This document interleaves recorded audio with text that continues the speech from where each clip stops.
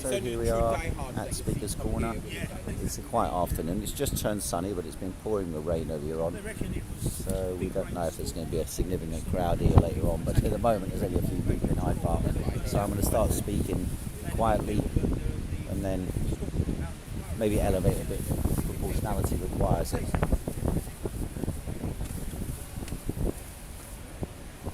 So afternoon. Afternoon. Hey! Dr. Heiko, Khoo, everybody, please. Nice to see you back. Yeah, I was away last week. And now next week I'll be here. The week after I won't be here. So, have you got any questions first of all, Addy? Is it time for the poacher to be turned into the gamekeeper? Is it time for the poacher to turn into the gamekeeper? Meaning, why don't you stand for Parliament?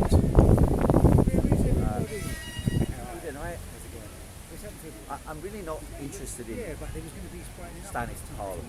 Why? Because Parliament is firstly is an institution of the ruling class. It doesn't mean that if you were elected to Parliament you couldn't cause trouble. You could, but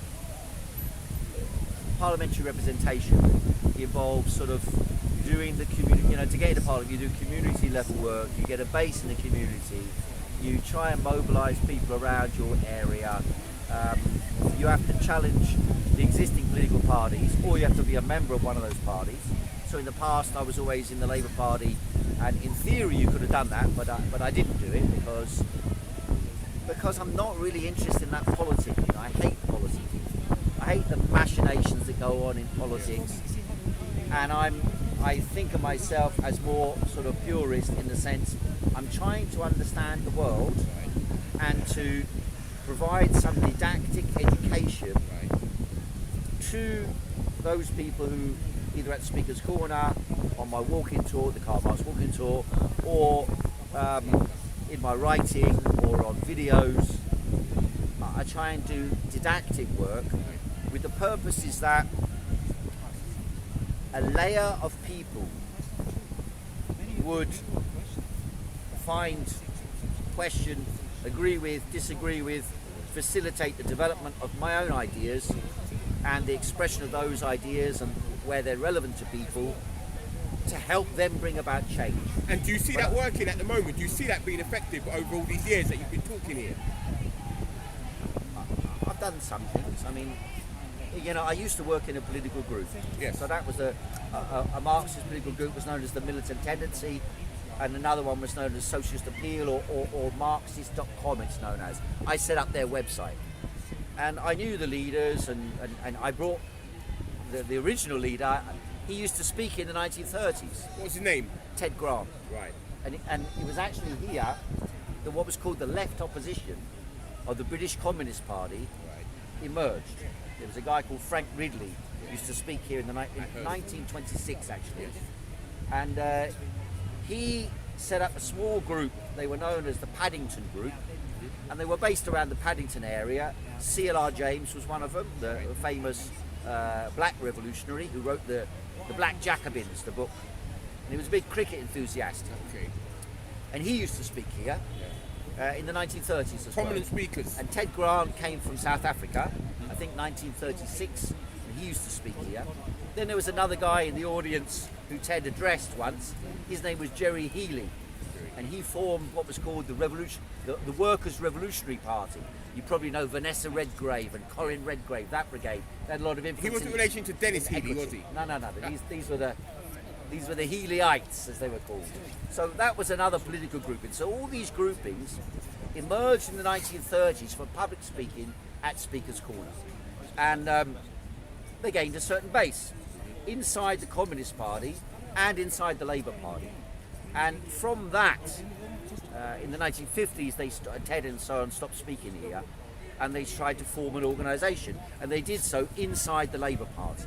So they thought, well, there's going to be a long period of economic expansion. Yes. So in that period, there's no way you're going to make revolution. So you need to prepare the ground long term inside the Labour movement for a period when crisis occurs and when that reflects itself inside the Labour Party. So for that reason, when I joined up with their group in about 1980, when I was 17 years of age, So that's 40 years ago. 41 years ago I joined up with them. And I was always interested in didactic work. So how you express yourself, Yes. how you win.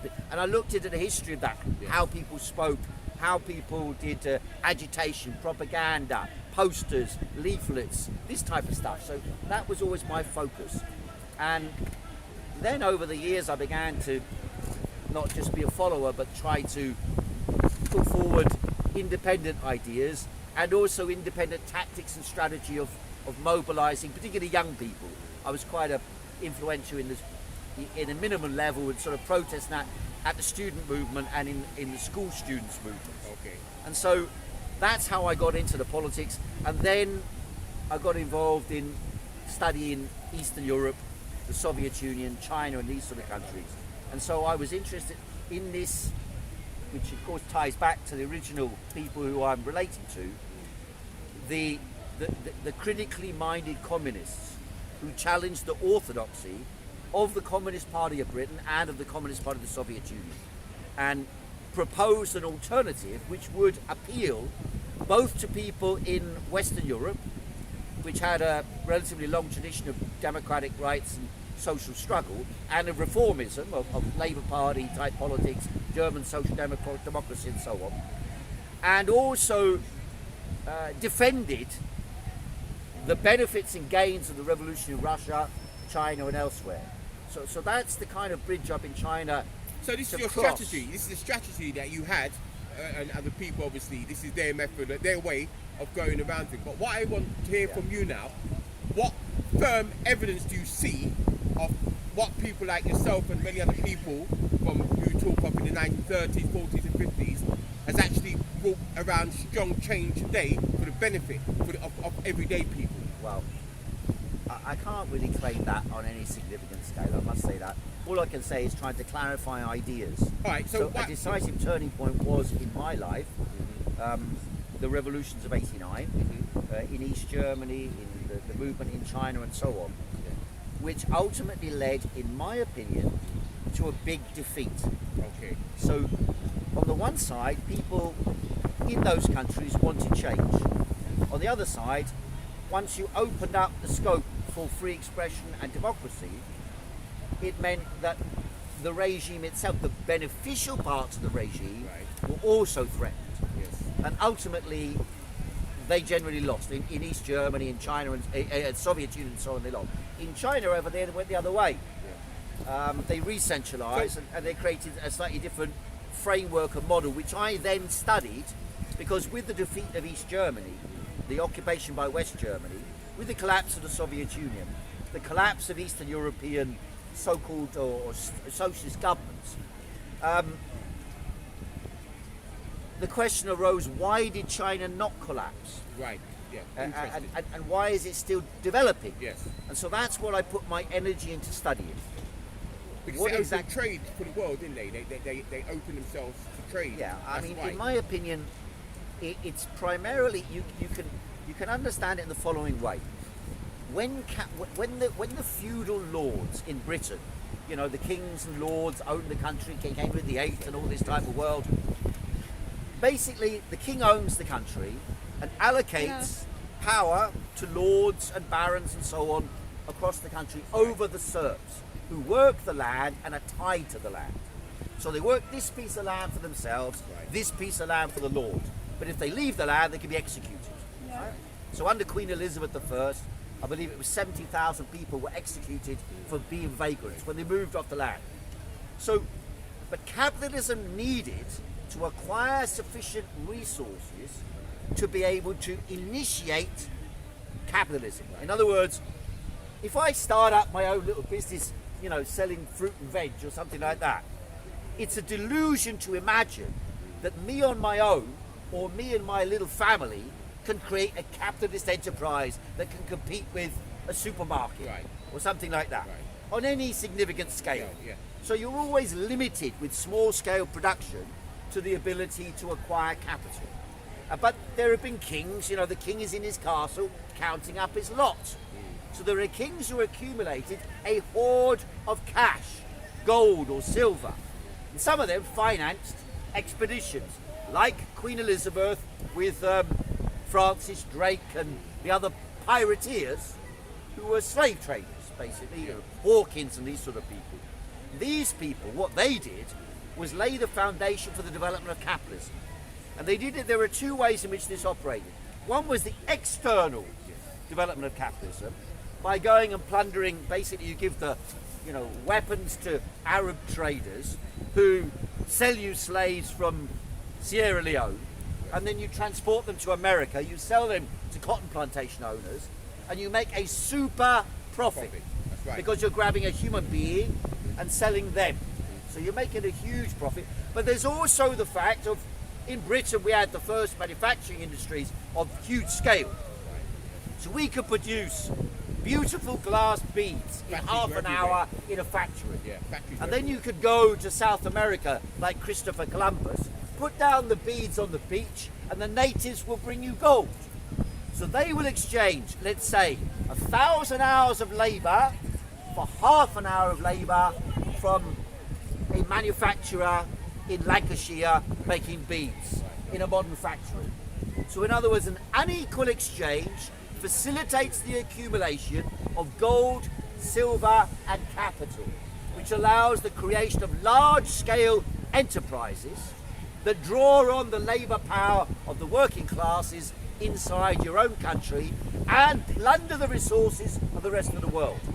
So then the question comes, if this original accumulation or primitive accumulation of resources by capitalists in order to develop the economy, to have enough capital, like Elon Musk has got enough capital to buy Twitter. That's right. I don't. I set up an internet company probably long before Elon Musk used the internet. But of course, all I had was like Eric, and not you Eric, the other Eric, and other people coming and sitting in the cafe, and then we got wiped out by Easy Cafe, who put in huge money, wiped us out, and then went bust themselves. So thereby destroying the competition, the small scale competition.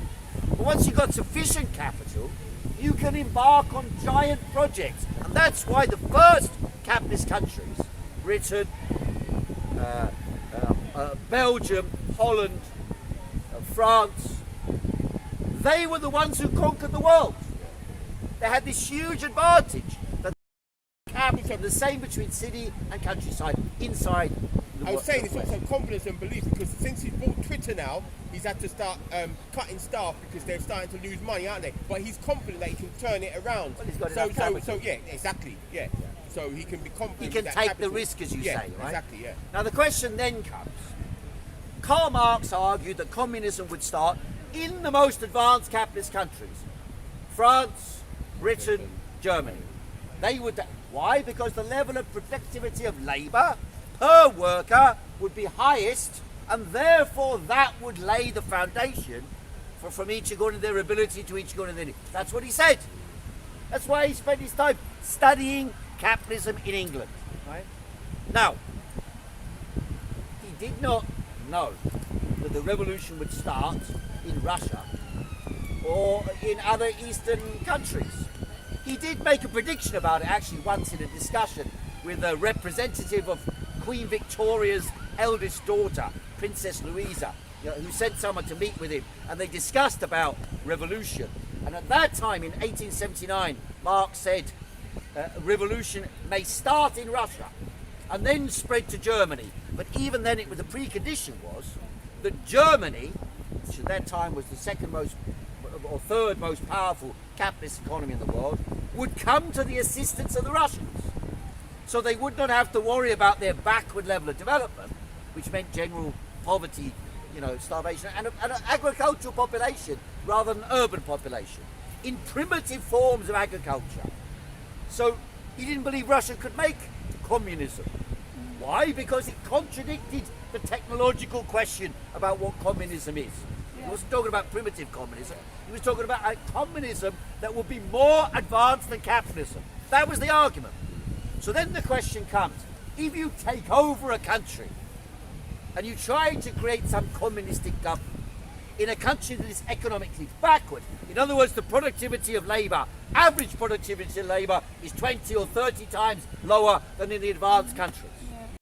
These standards are automatically going to be lower. Right. Yeah. Your freedoms associated with wealth, with material conditions, are going to be lower as well. And therefore, all you can do is promote collectivism, egalitarianism, but you can't do it because your egalitarianism will be worse off than the wealthiest, than the poorest people in the wealthiest countries, in the capitalist countries. So, how do you accumulate a sufficient hoard of resources to finance and develop industrialization and modernity in a relatively backward country dominated by a peasantry?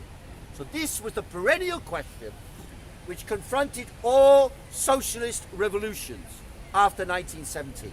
All of them were confronted with the same problem. Perhaps Czechoslovakia and East Germany, an exception, but they were brought in by the Red Army, not by indigenous revolutionary overthrow of the regime, and the Red Army controlled the allocation of power, the army, police, the judiciary, the state, and so on, after the Second World War. So they couldn't do anything else. In China, an army came to the cities from the countryside, having fought for 22 years in the countryside. So what does it mean? It means the hierarchy of the army, of the Red Army, the People's Liberation Army, came into the cities and controlled the allocation of positions of authority and power in a regime that had already been built in a 22-year struggle, living in the countryside, moving from one place, moving to another place, moving to another. So it's like a military hierarchy. So in other words, a bureaucratic structure of power came into existence in the Soviet Union and in China. The question then comes, how do they develop their economy? Where are the resources going to come from to enable them to develop their economy? Without capitalism and without indigenous industrial resources. So on the one side they say, well, what we'll do is we'll nationalise everything. So first they did that.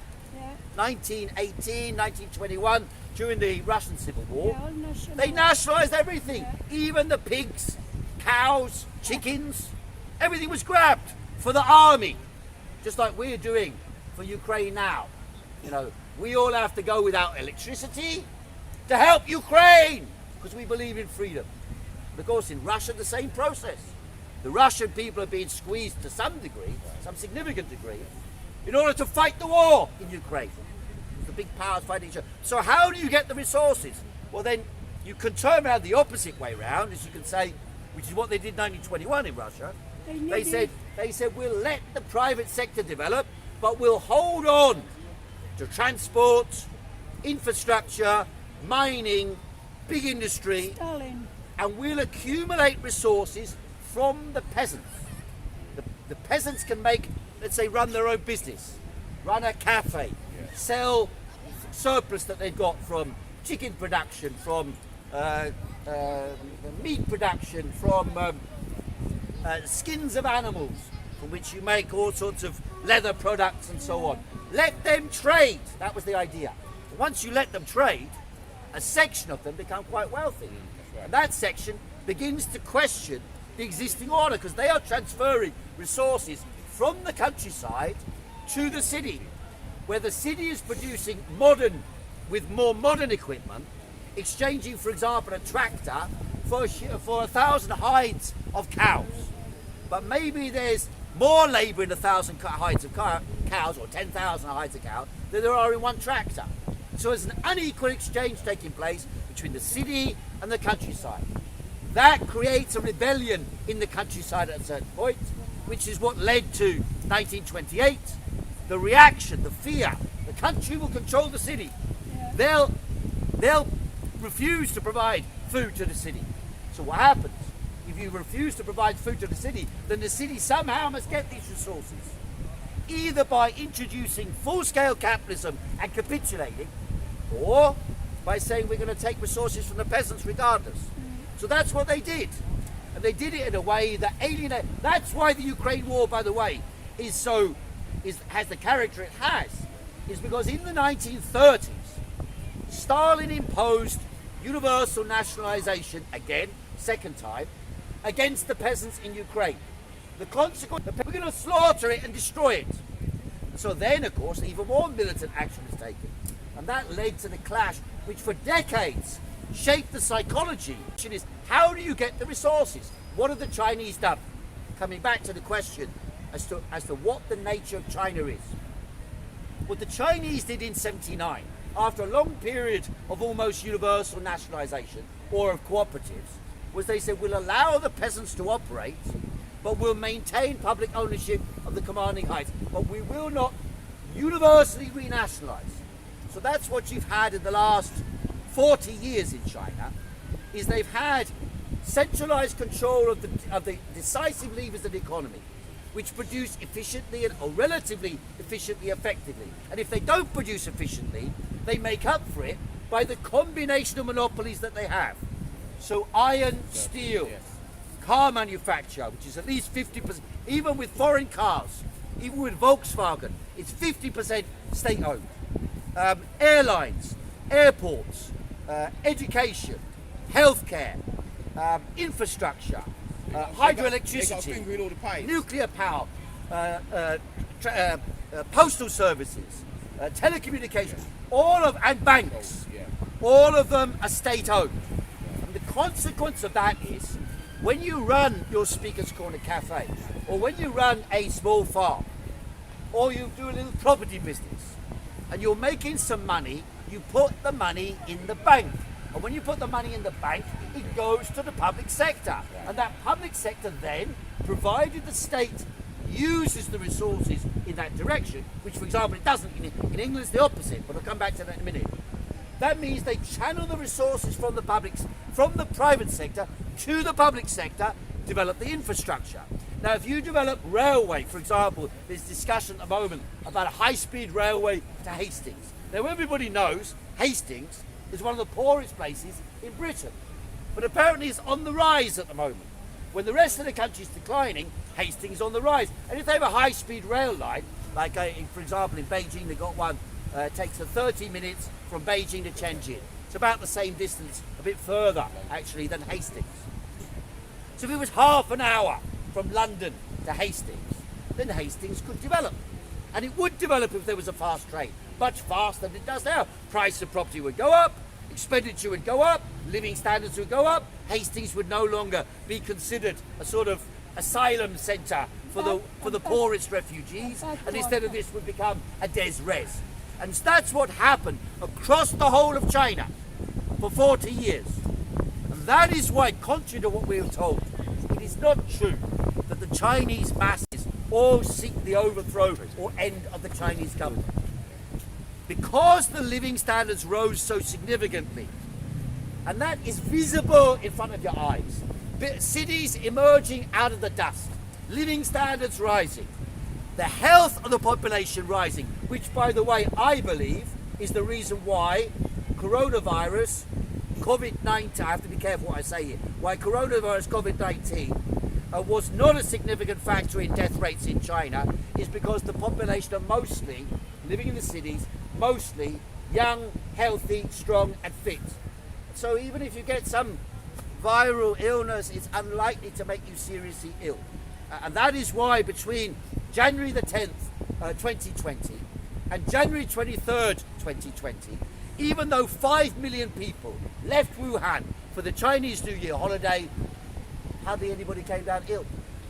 And actually that's probably the summation of what happened. Now, I don't know if any of you saw on here, Dr. John Campbell means it must have been in circulation in Italy in August of 2019. So that smashes the story. Wuhan lab, Wuhan origin, it smashes it. Now I have argued, and Dr. John Campbell by the way says the same thing, is if that's the case, why has nobody gone to the blood banks, England, in America, in India, Africa, in Brazil, and checked whether or not they could detect SARS antibodies in 2019 summer, or in the winter of 2018, or in the winter of 2017, or in the winter of 2016, or even in 1950 or 1930. Yeah, so No attempt has been done to do this. none. None. They have only investigated one set of blood bank, and that's in Italy. And they found all over Italy the prevalence rate was 16 to 20 or 30% in the autumn of 2019, which would mean, if that's true and extrapolated to the whole population, that would mean that SARS-CoV-2, so-called coronavirus, or so-called COVID-19 illness it's supposed to cause, had circulated in millions in Italy, and therefore probably in the whole of Europe and America, long before the first case was ever detected in Wuhan. Yeah. And all the remember all the screaming and shouting. They all said, "Oh my God, the Chinese concealed. The Chinese didn't tell us." Well, I looked into peer-reviewed papers on these questions in a paper I published last year. And in those peer-reviewed papers reviewing pneumonia of unknown origin, any pneumonia of unknown origin, and they found that in America and in Europe before 2019, from I think it was 2012, and I can cite the paper underneath the video that was of unknown origin. So why don't you go and test and find out what it was supposed to have been? Yeah. If this test detects what the causation is, you can test it. Go back to the samples that are collected all around the world. So the question is, if 50% of pneumonias were under unknown origin, why concentrate on China when they find a couple of cases of unknown origin? The problem was, in my opinion, that they'd been primed up to do this in China because of SARS the first time round. The Chinese, a lot of the academics in China, a lot of the doctors in China get trained in the West. So they think, of course, a lot of them, that the Western system is better. How much more modern they are. They got these institutes, they got these resources, which the Chinese didn't have 20 years ago. The consequence of that is a layer of doctors, scientists, and intellectuals trained in America and Europe went back to China and were in contact with their colleagues in the West, and they believed the stories that they were told. And they believed they were a bit ignorant, particularly because in China, a lot of medicine is still Chinese traditional medicine. About half the population, sometimes more, use Chinese tradition and won't touch Western medicine with a barge pole. And because of that, some of these intellectuals, the Chinese, the peasant, they're superstitious.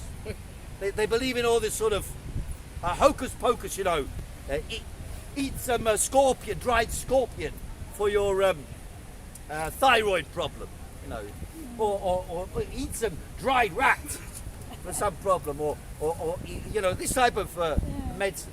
Some of which works, some of which probably doesn't, some of which works as a placebo. So because of this, they were promoting the type of ideas circulating in the West. And one of the ideas circulating in the West was there are these viruses that are coming from nowhere. Pandemic, if the Chinese don't clean up their act, stop eating wild animals, this type of thing.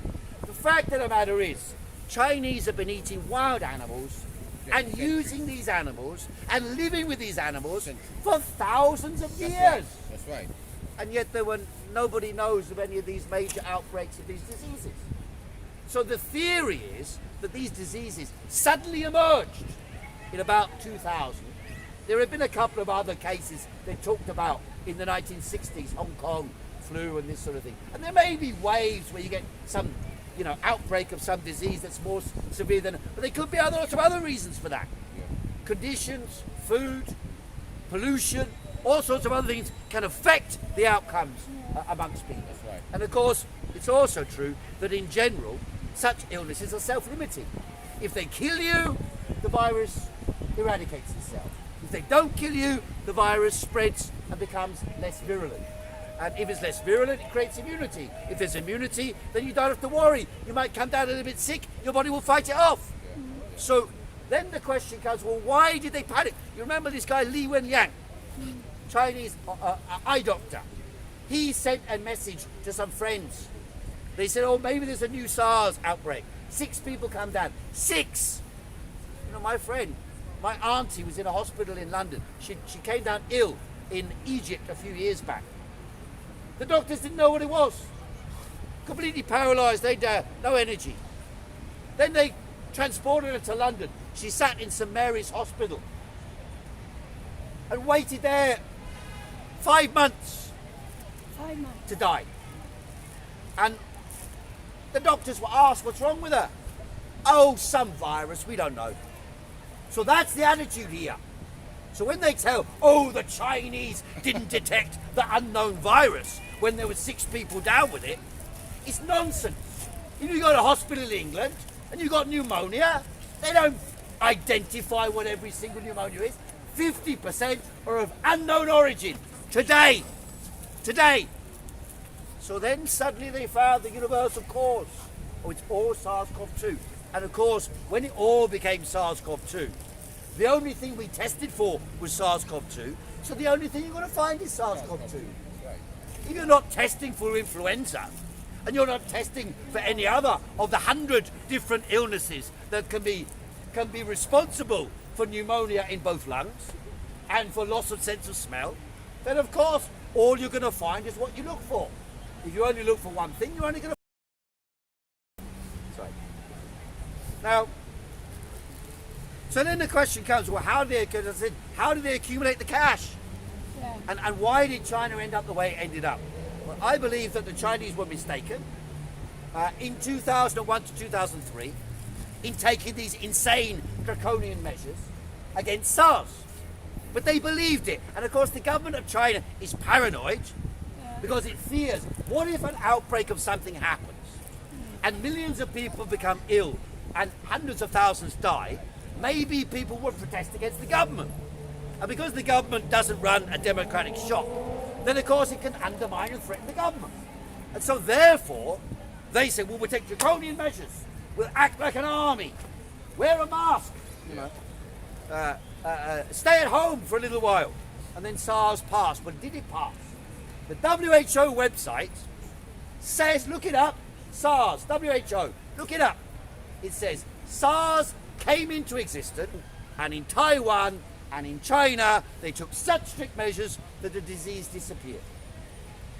Now, after 2004, here's the secret, the test that had been invented to find SARS was invented by a man by the name of Christian Drosten.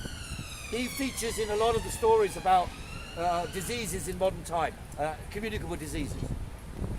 He invented this PCR test, you know, the one they do for all of us around the world to check whether we've got something. Now, in 2004, China stopped testing for SARS. And magically, just as Canada did, just as Britain never did testing, when they stopped testing, SARS disappeared. Of course, they said it had disappeared, and then they stopped testing because it disappeared. Now I ask you this, let's draw a little bit of a parallel, because that was all about SARS-1, not SARS-CoV-2. I wasn't talking about SARS-CoV-2 at all, YouTube. Now I'm going to talk about SARS-CoV-2 as a parallel. A few months ago, where is COVID-19 now? Yeah, Where is That's it? what I want to know. Where is it? I want We've to stopped know. testing. I want We don't have universal testing anymore. When you bother to read a few bylines somewhere in the newspaper that mentions COVID-19, they tell you that there's about 1 in 30 people now have got COVID-19. 1 in 30. But we don't test anymore. So it's just gauging the general prevalence in the population. We're supposed to believe that the reason why people aren't dropping down dead on the streets is because we had such a successful, massive vaccination program. Bullshit. That's the story we're supposed to believe. But in actual fact, you can conclude, if you've got a conspiratorial mind, you might conclude that actually, when the testing stopped, so the attitude in society. I went on the tube yesterday. No one's wearing a mask. I got paranoid. Yeah. But they took away I all went the into a dentist last week, Yeah. signs. and I didn't even wash my hands. Yeah. Nor did they. floor, did they? It I did came to not Hyde Park, exercise. no sanitizer, no one, you know, in the underground station, no one uses the sanitizer anymore. The Dettol, the poor Dettol. No one uses the sanitizer. Listen, What's people- the matter with People everybody? want to fight people. Remember, you got Don't on the you train. know there's they a want to fight pandemic you. going You got on on? the bus. They want to fight you. Exactly. You're killing I me. remember. You're killing me. I remember that. Yeah. I So the remember. question then comes. Absolutely That's right, we're disgusting. killing them. Someone standing in a queue. And the government were You helping don't have a them. mask yeah, on. the government was supporting Someone them telling you, more. what are you doing here without a mask on? remember Yeah. that. You're gonna kill me. I yeah. had women running away from me. No, that's a normal thing. I asked for that, didn't I? I asked for that. That's a wonderful. That's Heiko. Speaker's called Heiko. So then the question comes: well, if the Italian study is right, then it would tend towards a confirmation of the argument. Now I know there are people who will turn around and say that they don't believe in that they believe that terrain theory is more relevant than viral theory. But as I've argued many times, even if such a theoretical proposition were true, still in any investigation of an argument, you've got frameworks for discussing something which are within the parameters of existing discussion. So the mainstream discussion has been viruses causing pneumonia, attested by PCR, and eradicated by vaccines. So therefore, if you go through those threads of those arguments and you systematically expose the mistakes in each of the arguments, you can destroy their argument That's right. from within its own parameters. Do a So Columbo. that's the approach that I've tried to take. But Heiko, also, you watch the censorship of main voices That's who right. are experts in their field from the Western mainstream media. They didn't want to give So them the a voice. argument they So gave, that for me that gave me yeah. gave- The made, argument made me that not was given believe throughout the narrative whole because the period they're of censoring the voices. one-sided. pandemic Yeah. is that it's such a dangerous thing Yeah. that if we allow people to disagree about the fundamentals, we won't have a common message, and if we don't have a common message, then people might disobey. And if people disobey the rules and regulations, if they don't wash their hands, wear a mask, and stay at home, then the spread of the disease will become rampant, and the world's population will drop down dead in larger numbers than ever before. It was all fear. Fear. It's a fear propaganda mechanism Right. promoted by the unique characteristics of our era in terms of communication technology. That's right. So Twitter, Facebook, and Usual suspects. Google, and Yahoo, and the mainstream Careful what you media, say. all this tiny monopolized power over information across the world. Tiny, I mean, in the sense it's a tiny group of companies who control the mass media. That's right. And because they control the mass media and the so-called social media, which clearly is anti-social media, Right. because they curate the separation of groups. Careful now. That's how they organise the stuff, except for YouTube and Google, who are magnificent defenders of truth and honesty. Here, here. Here, here again. Here, here. We mustn't contradict the official line. And so now they've got themselves in a position where in much of the world, the whole story is disappearing. And as that story disappears, a lot of the people who are responsible for what they were doing are suddenly abandoning ship. You might have heard of a man by the name of Matt Hancock, That's right. who only a few weeks ago was launching a book about the pandemic and that was him. About to launch his book, he's still going to do it. After he comes out of the jungle. And there was talk about him becoming the health minister again and returning to politics. And now he's off to the jungle to eat worms and kangaroo penises. So he's hardly the greatest representative of honesty and truth in politics, science and knowledge. Poor, he says he's doing it to reach out to the young and for charity. So you got to give him that. Yeah, of course. It's always for charity after all. It is. Bill Gates has enormous global power because when his company had a bad reputation, Microsoft, viruses, the main association before 2019 with viruses was directly linked with Microsoft. We all associated the concept of a virus and a code messing up your life with your computer going down because Microsoft needed to send you a new patch to protect you. And then when they had such a bad reputation, he decided he'd remake his image, he'd reformulate himself, he'd reform himself, and declare himself the lead fighter against disease and death and illness around the world. And so he became one of the leading contributors to the World Health Organization. And these institutions became corrupted by money and corporate interests. Right. By the way, Pfizer was fined the highest fine of any medical company in history by the US Justice Department only a few years ago for medical misrepresentation of their products. 2.2 billion US dollar fine. Nothing to do with COVID before this. So, and then there have been, for example, the opioid epidemic in America. 500,000 people are supposed to have been killed by the opioid epidemic. Again, pushed by Big Pharma. And they got huge fines against them as well. So, obviously, nobody can have blind faith in these corporations. And if these corporations are lobbying and pressing governments around the world to follow their agenda, it only took a small instance to tip the balance of power, to sweep the board across the world and create the conditions for a global tyranny in the name of fighting for the health of the population. And now we see what it means. After fighting to protect our health, save our lives, save the NHS, now we have a global food shortage, a global economic crisis, affecting even the wealthiest countries in the world.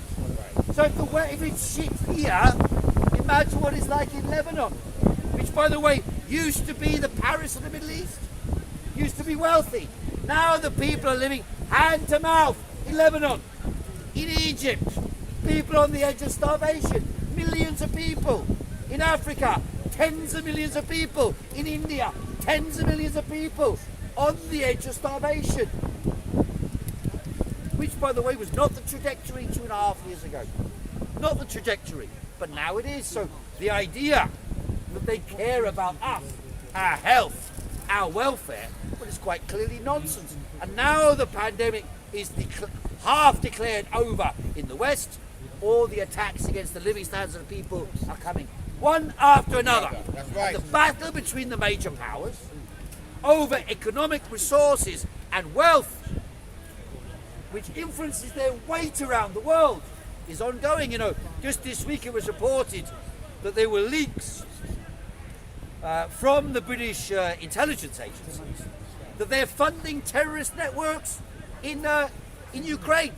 The British funding terrorist networks to carry out explosions and killings in the Crimea. Now, you can take whatever position you like in relation to the war in Ukraine, but the British direct involvement in such activity is illegal even in Britain, by the way. It's illegal even in Britain. They've got no respect for their own lives. And there is talk that the text message from Liz Truss, and by the way, you notice how they don't publish this hardly anywhere. The text message that was hacked from Liz Truss, a few minutes apparently after the Nord Stream gas explosion, which destroyed the pipeline to Germany and therefore undermined the possibility of Germany making a deal with Russia or acting as an interlocutor between Russia and the peace process. So Germans were cut off by from the gas by an explosion underwater. Could not have been the Russians, because the Russians can just turn the tap off. What's the point in blowing up their own pipeline? So then it said that Liz Truss, a few minutes apparently after Nord Stream was blown up, sent a message to, I believe the guy's name is Joe Blinken, not Biden, I think Secretary of State in the States, and the message was, it's done. It's done.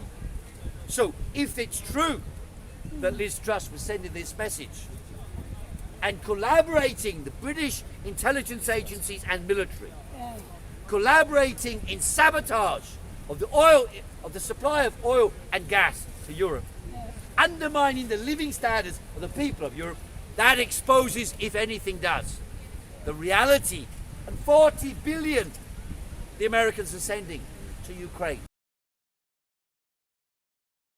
American, British and you're a NATO support, Ukraine will lose the war. And what will losing the war mean? It will mean they will lose an area they've already lost control of, and they're never going to reconquer except in the pipe dreams of the rulers of Europe. The only way you could reconquer Crimea and reconquer the Donbass area would be direct military intervention by the West, which would go on for years. So they're not going to do that. So it's the story that some people have been arguing all along.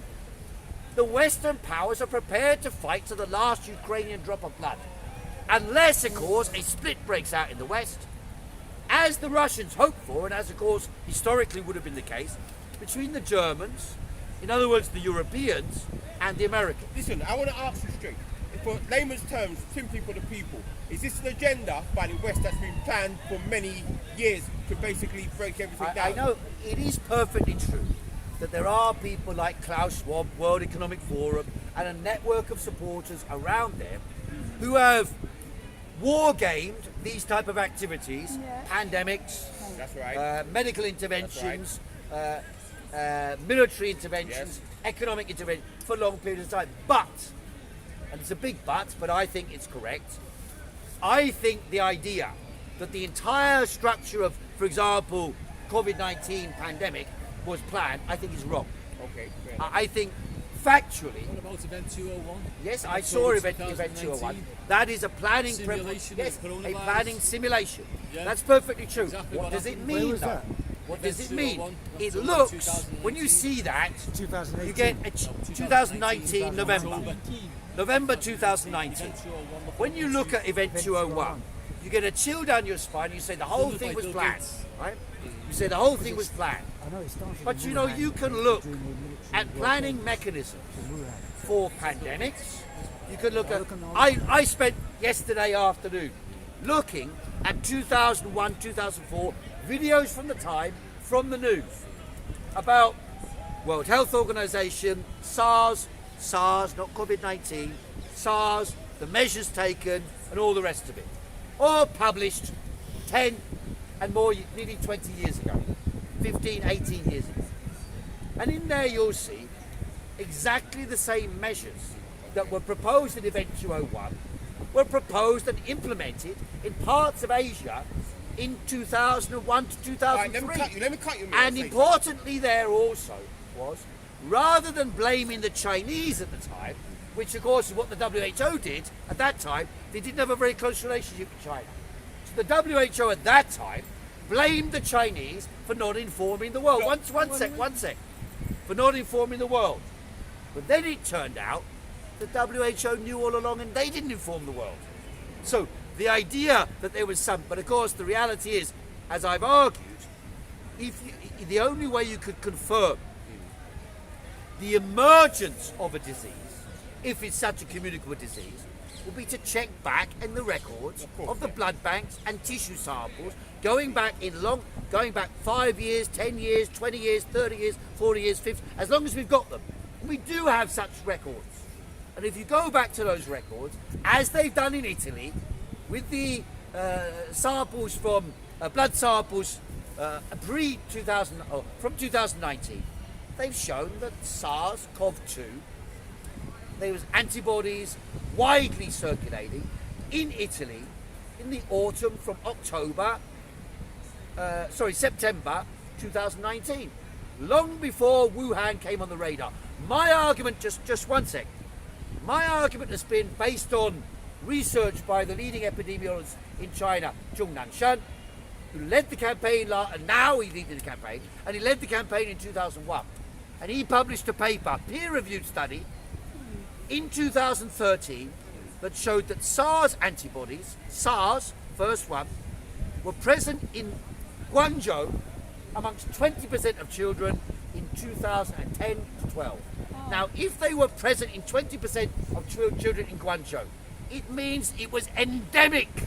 SARS was endemic in Guangzhou in 2010 and 2012.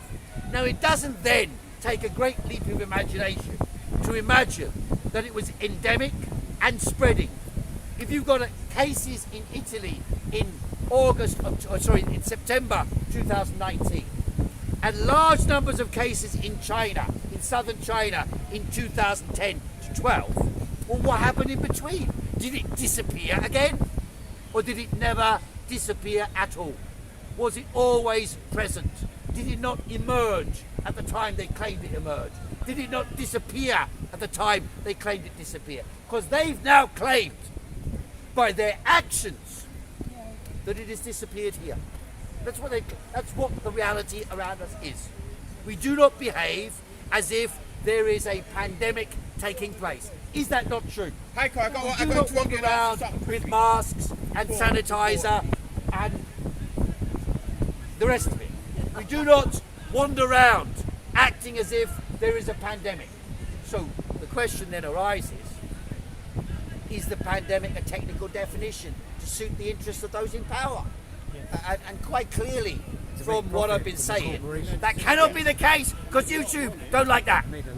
I nearly forgot what I was asking. So just to repeat, just in case YouTube misunderstand, the algorithm on YouTube misunderstands what I say, I will repeat. Stay home, save lives, save the NHS, sanitize your hands, wear a mask, and do not go to Speaker's Corner to listen to people talking And eat whatever loads of comes to crap their food head. as well. Taking a Because piss. they do not know what they're talking about. And all videos on the subject should be fact-checked by people from fact-checkers who have qualified in English at the University of London or somewhere like that. And in that way, mankind will arrive at the truth rather than listening to people like me or this man up here who's going to get up and make more scurrilous statements in a couple of minutes. Thanks very much, ladies and gentlemen. It's been a pleasure. Ladies and gentlemen, Dr. Heiko Khoo. Long live the Sorry, I wanted to ask you one. Very good, my friend. Yes. Do you know about the ongoing public inquiry into the undercover policing activities? Do you He know? knows more about that because he's Okay. involved in it. You know what they did to Let the me trade unionists? let me stop and stop. Piers Oh, yeah, is no, a I- leading figure in that inquiry. I'm going to stop this and start this again for reasons you will be familiar with. Are you Piers will be publishing live on in a few minutes. subject What do we do next? Give me 1 sec. Sure. Because I have to